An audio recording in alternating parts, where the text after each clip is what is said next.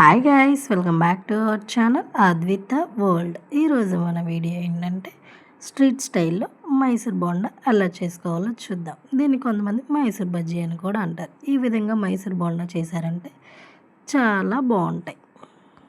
నేను చెప్పే ప్రాసెస్లో ఒకసారి ట్రై చేసి టేస్ట్ చూసి ఎలా ఉందో కామెంట్ చేయండి. మేమైతే 1/2 కేజీ మైదా పిండి తీసుకున్నాం. 1/2 కేజీ మైదా పిండికి 1/2 లీటర్ పెరుగు కరెక్ట్గా సరిపోతుంది. అదే కప్స్లో అయితే 2 కప్పుల మైదా పిండికి 1 కప్పు పెరుగు సరిపోయిద్ది. మేమైతే సంగం డైరీ పెరుగు యూజ్ చేస్తున్నాం ఫ్రెండ్స్.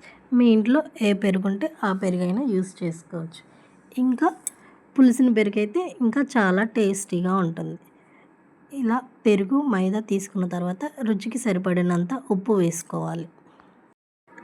ఆ తర్వాత 1/2 టేబుల్ స్పూన్ సోడా ఉప్పు వేసుకోవాలి. సాల్ట్, సోడా ఉప్పు వేసుకున్న తర్వాత ఇవి మొత్తం పూర్తిగా కలిసిపోయేంత వరకు కలుపుకోవాలి ఫ్రెండ్స్. పెరుగు మొత్తం ఆ పిండిలో పూర్తిగా కలిసిపోవాలి. బోండా టేస్ట్ అనేది మనం కలిపే విధంలోనే ఉంటుంది ఫ్రెండ్స్.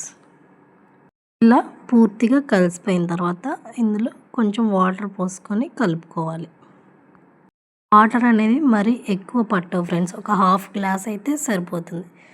చూసారా, ఇలా మొత్తం ఇలా పిండి మొత్తం కలిసిపోయేంత వరకు కలుపుకుంటూ ఉండాలన్నమాట.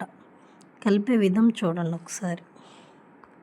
మీరు ఈ విధంగా మైసూర్ బోండా చేశారంటే మీరు బయట తిన్నట్టే ఉంటాయి ఫ్రెండ్స్. ఇలా వాటర్ కూడా ఎక్కువ పోసుకోకుండా, వాటర్ ఎక్కువ పోసుకుంటే పిండి జావ్ అయిపోతుంది. సో చూసుకొని వాటర్ పోసుకోండి. పిండి అనేది ఈ స్టేజ్లో ఉంటే సరిపోతుంది. ఇలా వాటర్ కూడా పూర్తిగా కలిసిపోయిన తర్వాత పిండి అనేది ఈ విధంగా కలుపుకోవాలి.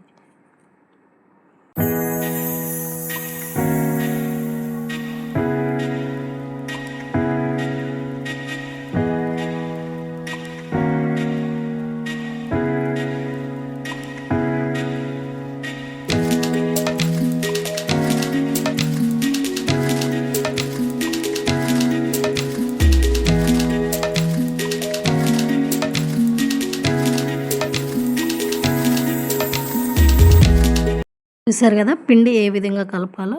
ఇలా మినిమం 5 to 10 మినిట్స్ అయినా పిండిని మనం ఇలా నీట్ చేసుకోవాలి. ఇలా కలుపుకుంటేనే మైసూర్ బజ్జీ అనేది పొంగుతూ వస్తుందన్నమాట.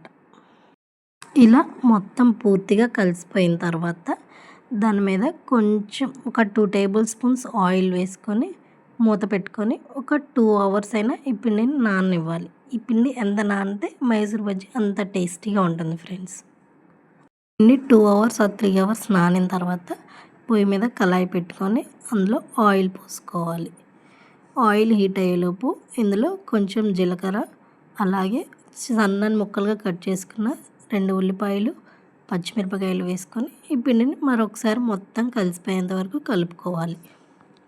పచ్చిశనగకాయ పప్పులు తినేవాళ్ళు ఇలా పునుగులు వేసే ముందు ఈ స్టేజ్లో పచ్చిశనగకాయ పప్పులు కూడా కలుపుకొని మనం మైసూర్ బోండా వేసుకోవచ్చు. ఇవన్నీ కలిసిపోయిన తర్వాత మరొక 2 నిమిషాలు ఈ పిండి మొత్తాన్ని ఇలా కలుపుకోవాలి. ఆయిల్ అనేది బాగా హీట్ అయిన తర్వాత మనం పునుగులు ఎలా వేసుకుంటామో అలా వేసుకోవడమే. సరే, ఆయిల్ బాగా హీట్ ఉండటం వల్ల పునుగులు అనేవి వెంటనే పైకి తేలుతున్నాయి. మైసూర్ బోండా అంటే ఎంతమందికి ఇష్టమో కామెంట్ చేయండి ఫ్రెండ్స్. మన వీడియోస్కి వ్యూస్ వస్తున్నాయి కానీ సబ్స్క్రైబ్ చేసుకోండి. ప్లస్ వీడియోని ఎక్కడా స్కిప్ చేయకుండా చూడండి. మన వీడియోస్ కూడా నచ్చితే ఒక లైక్ చేయండి ఫ్రెండ్స్. మీరు లైక్ చేయడం వల్ల మన వీడియోస్ ఇంకొంతమందికి వెళ్తాయి అన్నమాట. ఇలా మైసూర్ బోండా మొత్తం వేసుకున్న తర్వాత ఇలా వాటిని నూనెలోకి తిప్పుకుంటూ ఫ్రై చేసుకోవాలి. వీటిని హై ఫ్లేమ్ మీద కాకుండా మీడియం ఫ్లేమ్ మీదే చేసుకోవాలి. మీడియం ఫ్లేమ్ మీద చేసుకుంటే పునుగులు అనేవి లోపల కూడా ఉడుకుతాయి ఫ్రెండ్స్.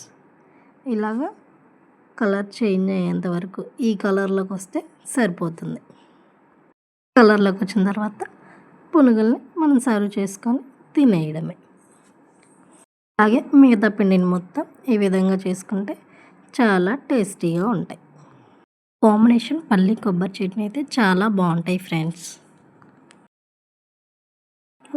వేడివేడిగా ఉన్నప్పుడు తింటేనే చాలా టేస్టీగా ఉంటుంది. Okay friends, Please do like, share and subscribe to our channel Advita World. Bye bye friends. Thank you for watching.